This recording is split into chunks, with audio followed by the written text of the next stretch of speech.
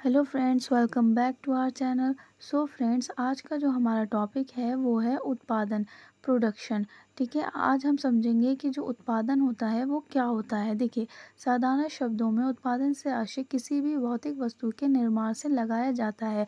इसका मतलब ये है कि सिंपली हम जो कहेंगे, किसी भी चीज़ को जब हम बनाते हैं तो हम क्या कहते हैं कि भाई हमने इस चीज़ का उत्पादन किया है। किसी भी चीज़ को बनाना क्या कहलाया जाता है? उत्पादन कहा जाता है। जैसे कि कृषकों द्वारा गेहूँ, कारखाने द्वारा कपड़ा, चूड़ी, ये सब चीज़ों का, इन आदि वस्तुओं के निर्माण को उत्पादन कहा जाता है। ठीक है, इन सभी चीज़ों, किसी भी चीज़ को बनाने को क्या कहेंगे? हम उत्पादन कहेंगे। लेकिन अ, परंतु वैज्ञानिक दृष्टि से मनुष्य प्राकृतिक पदार्थों को केवल आवश्यकता अनुसार उपयोगी बना सकता है। वह किसी वस्तु का निर्माण नहीं कर सकता और ना ही किसी वस्तु को नष्ट कर सकता है। वह केवल उपयोगिता का सर्जन कर सकता है। देखिए, इसका मतलब ये है कि जो हमारे वैज्ञानिक हैं, जो अर्थशास्त्री रह चुके हैं, उन्होंने क्या कहा है कि कोई भी मनुष्य कोई भी वस्तु नहीं बना सकता।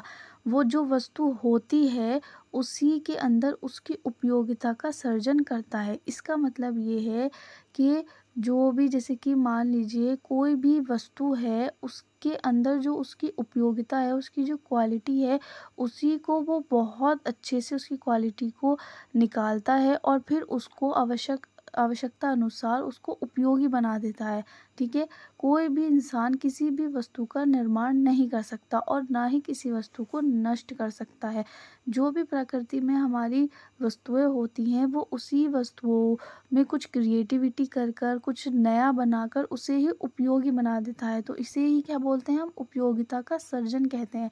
किसी भी चीज़ की उपयोगिता को निकाल देना, उसको और उपयोगी बना देना, तो वो क्या हो जाता है? उपयोगिता का सर्जन हो जाता है। तो हमारे अर्थशास्त्री बोलते हैं कि यही उत्पादन होता है।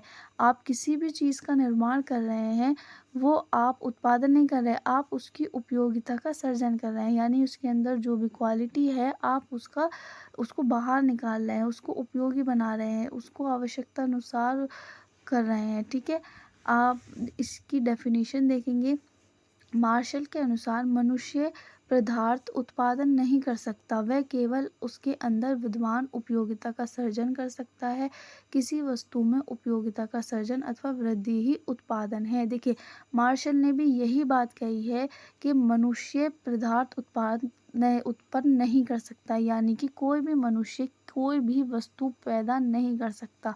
वो सिर्फ जो वस्तु होती है, कोई भी चीज़ होती है, उसके अंदर जो उसकी क्वालिटी होती है, सिर्फ उसको बाहर निकालता है और उसको उपयोगी बनाता है, ताकि जिससे लोग उस चीज़ को यूज़ कर सकें। जैसे कि मान लीजिए लकड़ी होती है, लकड़ी नेचर देता है हमें, तो हम लोग क्या करते हैं? उसकी उपयोगिता का सर्जन करते हैं, यानी कि उस लकड़ी को हम आवश्यकता अनुसार उपयोगी बनाते हैं। उसके अंदर जो क्वालिटी होती है, हम उसका सर्जन करते हैं। ठीक है, किसी भी वस्तु को उपयोगिता का सर्जन ही वृद्धि ही उत्पादन है। ठीक है, तो उन्होंने क्या कहा है कि जो हम वस्तु की उपयोगिता का सर्जन करते हैं या उसमें और वृद्धि करते हैं, यानी उसे और अच्छे से क्रिएटिविटी करा दिखाते हैं और अच्छे से सजाते हैं, डेकोरेट करते हैं, यही चीज़ क्या होती है? हमारी उत्पादन कहलाई जाती है। एग्जैक्ट मीनिंग जो होता है उत्पादन का, वो यही होता है। ठीक है, अब देखेंगे हम उत्पादन अथवा उसके सर्जन की विधियाँ, यानी कि जब हम कोई भी चीज़ उत्पादन करते हैं या फिर हम किसी भी उपयोगिता का सर्जन करते हैं, तो वो कैसे करते हैं? देखिए, स्वरूप में परिवर्तन द्वारा, यानी स्वरूप में परिवर्तन क्या होता है कि आप उसकी आकृति में परिवर्तन कर दें। ठीक है, उसके स्वरूप में परिवर्तन कर दें। जैसे कि जब किसी वस्तु या पदार्थ का रूप या आकार बदलकर उसे पहले से अधिक उपयोगी बना दिया जाता है, तब उसे स्वरूप परिवर्तन द्वारा उत्पादन कहते हैं। यानी कि देखिए, आप समझ गए होंगे, किसी भी चीज़ का आकार बदलकर उसे और ज़्यादा उपयोगी बना देना। ठीक है, तो यही क्या होता है? स्वरूप परिवर्तन, यानी कि आपने उसके रूप में परिवर्तन कर दिया और रूप में परिवर्तन कर कर उसे और उपयोगी बना दिया। देखिए, जैसे बढ़ई द्वारा लकड़ी की मेज़ का निर्माण उत्पादन क्रिया होती है। ठीक है, जैसे कि बढ़ई है, वो लकड़ी के बहुत सारे मटेरियल बनाता है। अब क्रॉकरी भी आ रही है, बहुत सारी चीज़ें आती हैं हमारी उसमें, तो जो ये वुड का उत्पादन कर रहे हैं तो ये उत्पादन क्रिया ही क्या कहलाई जाती है, प्रोडक्शन कहलाया जाता है। देखिए अब हमारा सेकंड पॉइंट है स्थान परिवर्तन द्वारा।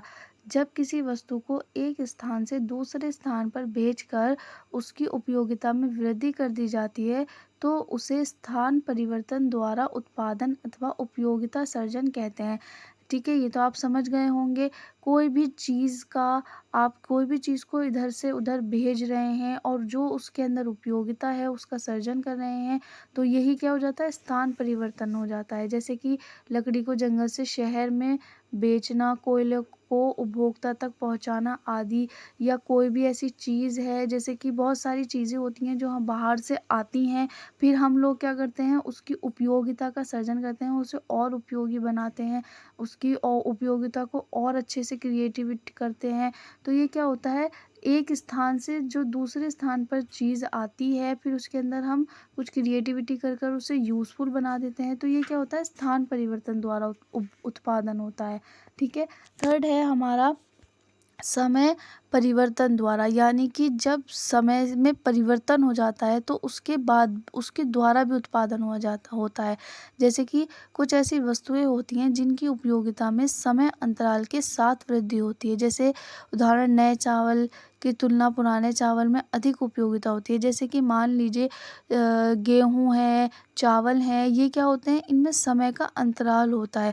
इनमें जो इनका जो उत्पादन होता है वो समय के साथ होता है। जब समय में परिवर्तन होता है तो चीज़ों में भी परिवर्तन हो जाता है। ठीक है, लोग और चीज़ें, अच्छी चीज़ें पसंद करना लग जाते हैं समय के साथ साथ, या फिर कुछ ऐसी चीज़ें होती हैं जो लोग पहले की पुरानी चीज़ें पसंद करते हैं। जैसे कि नए चावल की तुलना में पुराने चावल में अधिक उपयोगिता होती थी, मतलब कि सब ये सोचते थे कि पहले जो पुराने चावल हैं वो ज़्यादा उपयोगी होते हैं। तो ये क्या होता है कि कुछ उत्पादन जो होते हैं वो समय में परिवर्तन होने के साथ साथ किए जाते हैं। ठीक है, जब समय में परिवर्तन होता है तो उनके उत्पादन में भी परिवर्तन होता है। ठीक है, देखिए अब हमारा नेक्स्ट पॉइंट है अधिकार परिवर्तन द्वारा।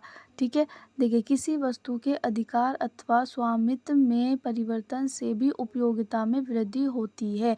यानी कि उदाहरण के लिए पुस्तक विक्रेता से विद्यार्थियों के अधिकार में आने पर उसकी अधिक उपयोगिता हो जाती है। यानी कि जब आपका किसी चीज़ पर अधिकार है फिर वो चीज़ किसी और के पास चली जाती है तो वो क्या होता है, वो उसके लिए ज़्यादा उपयोगी हो जाती है। ठीक है, जैसे कि फॉर एग्ज़ाम्पल कोई भी बुक सेलर है, वो अपने पास बुक रखता है, फिर वो बुक किसी स्टूडेंट को दे देता है तो वो बुक उस स्टूडेंट के लिए बहुत ज़्यादा उपयोगी है, तो वो क्या करेगा, उसकी उपयोगिता का सर्जन करेगा। उपयोगिता का सर्जन कैसे करेगा, वो उस बुक को पढ़ेगा, उससे बहुत सारी अच्छी बातें सीखेगा, जानेगा, तो क्या होगा, उसकी उपयोगिता का सर्जन होगा। तो क्या होगा, अधिकार परिवर्तन से भी उपयोगिता का सर्जन होता है, उपयोगिता में वृद्धि होती है। ठीक है, नेक्स्ट पॉइंट है हमारा सेवा द्वारा। मनुष्य की अनेक आवश्यकताएं किसी वस्तु से संतुष्ट ना होकर मनुष्य की शारीरिक या मानसिक सेवाओं से संतुष्ट होती हैं। इस प्रकार सेवाएं उत्पादन के अंतर्गत शामिल होती हैं, जैसे गायक, अध्यापक, वकील आदि। ये तो आप समझ गए होंगे कि जो उत्पादन होता है वो ज़रूरी नहीं है कि आप कोई चीज़ बनाएं जब ही उत्पादन होता है, या आप कोई चीज़ उपयोगिता का सर्जन करें तो ही उत्पादन होगा, नहीं। कुछ ऐसी आवश्यकताएं होती हैं मनुष्य की जो मनुष्य को फिजिकली और मेंटली सेवाओं से उसे संतुष्टि मिलती है। ठीक है, तो इस प्रकार की सेवाएं भी उत्पादन करती हैं। जैसे कि मान लीजिए कोई सिंगर है, गायक है, हम लोग बहुत सारे म्यूज़िक सुनते हैं, उससे भी क्या होता है, हमें संतुष्टि मिलती है। हम बच्चों को पढ़ाते हैं, अध्यापक होता है, हम बच्चों को पढ़ाते हैं। ठीक है, तो वो क्या कर रहे हैं, हम भी उपयोगिता कर रहे हैं, हमारे अंदर जो उपयोगिता है पढ़ाने की तो हम उसे क्या कर रहे हैं, उसका सर्जन कर रहे हैं। वकील है, वकील क्या करते हैं, उनके अंदर जो क्वालिटी होती है लड़ने की और भाई जीतने की, और ये सब जो इतनी बहुत सारी क्वालिटीज़ होती हैं, तो ये भी सब क्या होती हैं, ये भी उपयोगिता का सर्जन होती है। ये लोग भी क्या कर रहे हैं, उत्पादन कर रहे हैं। ठीक है, अगर आपको वीडियो अच्छी लगी हो तो like, subscribe and share. Thanks for watching.